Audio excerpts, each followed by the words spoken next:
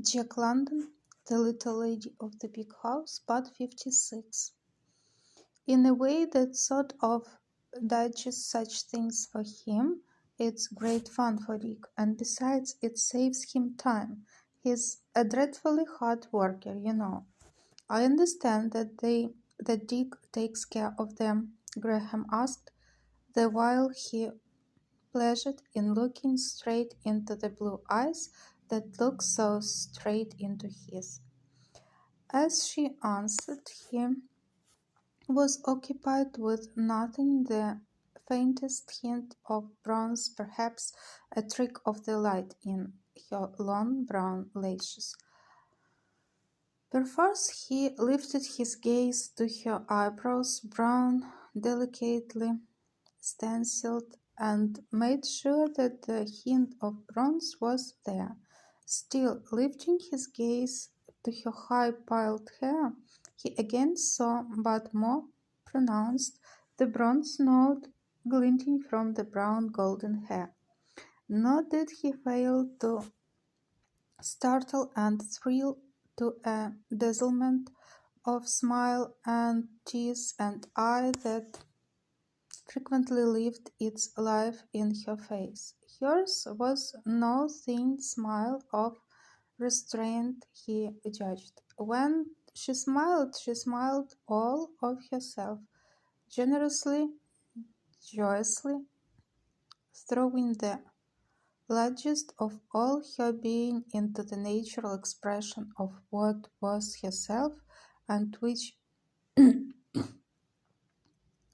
domiciled somewhere within that pretty head of hers. Yes, she was saying, they have never to worry as long as they live over mere bread and butter.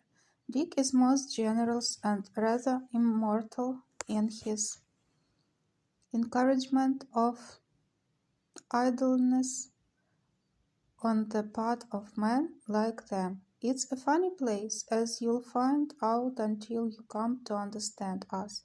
They are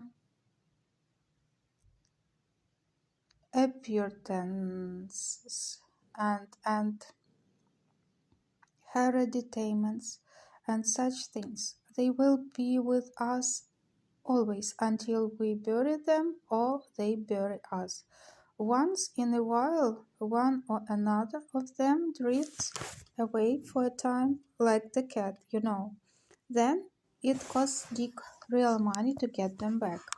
Terence McFane. He is an Epicurean anarchist, if you know what that means. He wouldn't kill a flea. He has a pet cat. I gave him a person of the bluest blue, and he carefully picks her fleas, not injuring them, stores them in a vial, and turns them loose in the forest on his long walks when he tires of human companionship and communes with nature.